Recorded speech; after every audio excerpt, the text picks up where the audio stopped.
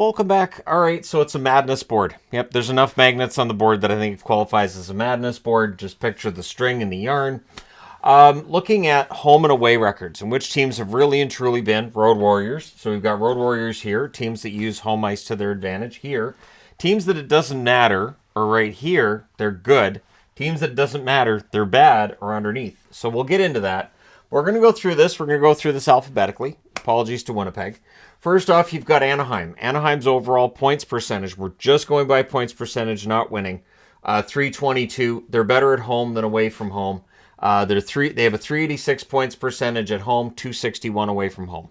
At home, 8-13-1. Away, 4-15-4. Their home record has a plus .125 in terms of the percentage.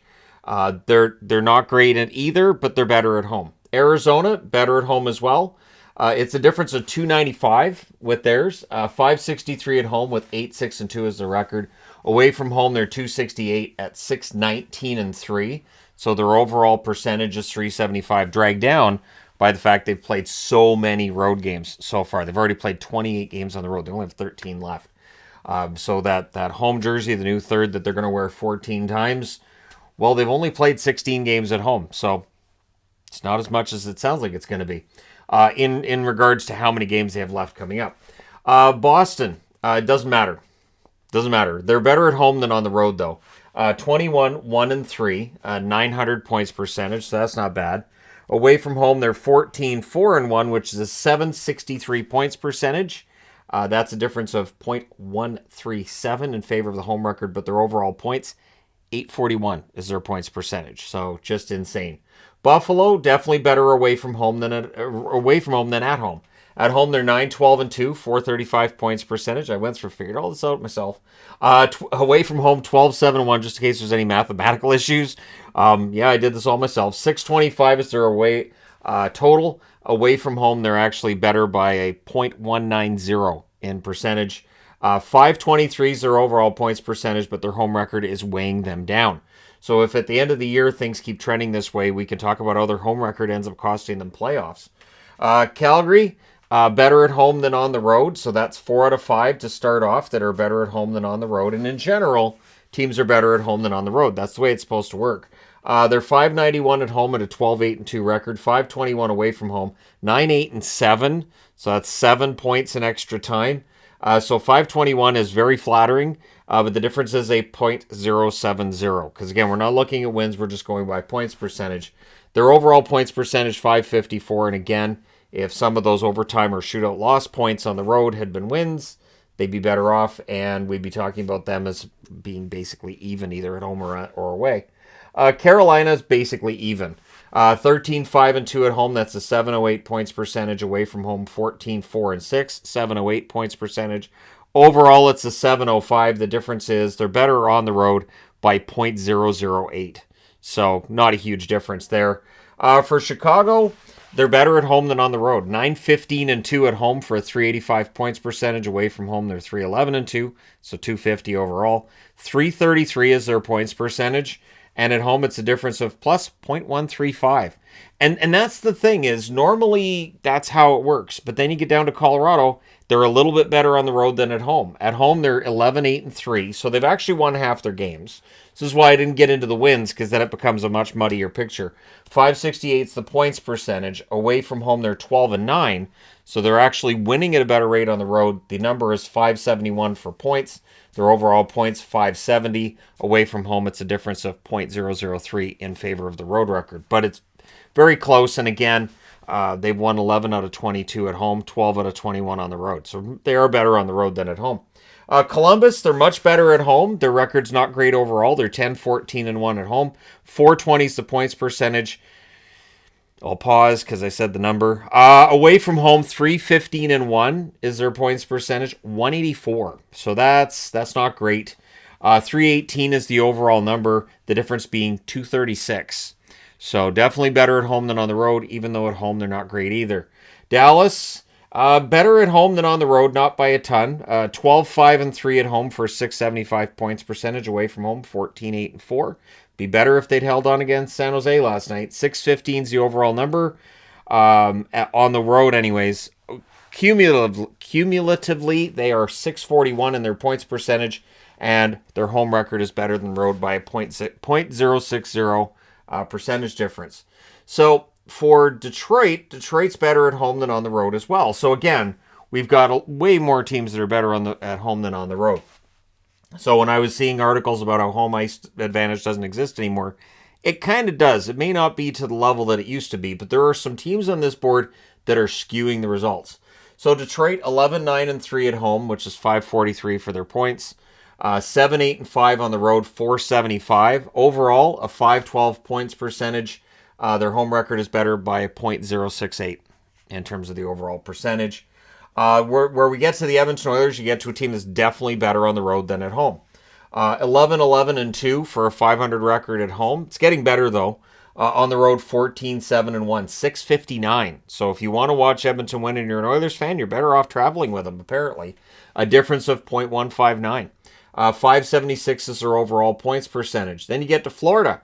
Florida's been turning it on lately. Winning more on the road will definitely help. At home, they're 11-6-3. That's a 625 points percentage. So they've been good at home. On the road, 10-14-2, 424. So a difference of .201 difference.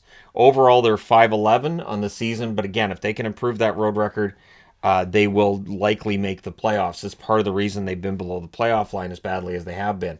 LA, better at home than on the road, 14-8-2, 625 is the points percentage there. Away from home, 591. So the difference is a .034 in favor of the home record. They have a 609 points percentage overall. So for LA, they prefer being at home, and tonight they're at home against Dallas. We'll see if those trends continue there. Minnesota is good at home and on the road, but they're better on the road, slightly.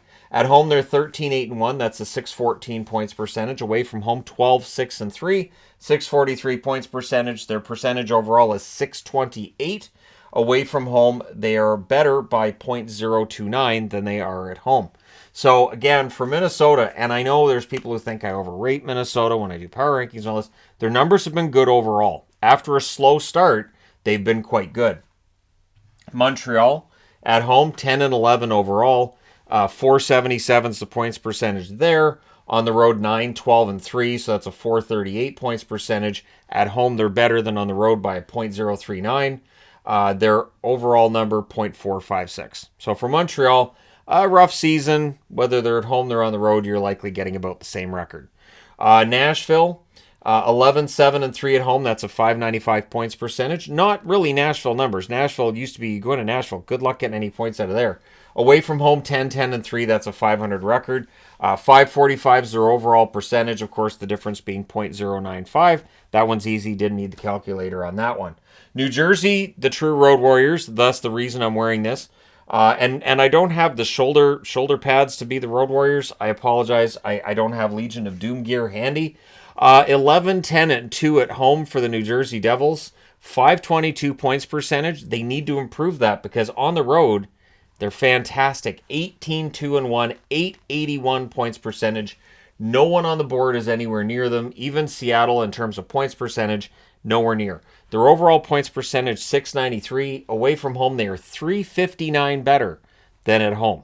So this is why when people talk about, again, getting back to the power rankings, I want to see them winning at home. Because at some point in time, they're going to be playing these games at home.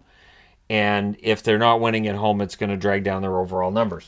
But so far, so good for New Jersey, right?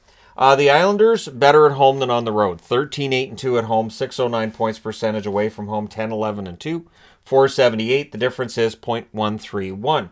543 is their overall points percentage. So again, if the Islanders are going to make the playoffs, improving their road record would be good, especially since their road record is not dissimilar to that of the Pittsburgh Penguins, who they currently are fighting that for that last playoff spot. And coming back to Florida, that's the thing, right? Florida's currently 4 points out.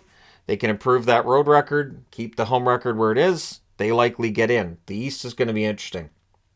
The New York Rangers, better away from home than at home. At home, they're 11-8-4, 565 points percentage. On the road, 14-5-3 for a 674. Their overall points percentage, 633. Away from home, they are .109 better than they are at home. The Ottawa Senators, definitely better away from, or better at home than away. I wrote away, but I meant to write home. I even did the color scheme so I wouldn't mess it up, and here we are. So go ahead and write this in, discuss amongst yourselves. Okay, so at home, 12-10-1 is the record for Ottawa. 543 is the points percentage away from home. 8-11-2 for a 429. Their overall points percentage, 489. So the road record is directly costing them a chance to get back into the hunt for a playoff spot. .114 is the difference in favor of their home record. Philadelphia, they're even. 500 on the road, 500 at home. 500 record overall, 10-10-1 at home, 9-9-6 on the road. So again, are they relying on overtime points and shootout points? Yes. But are they 500 on both? Yes.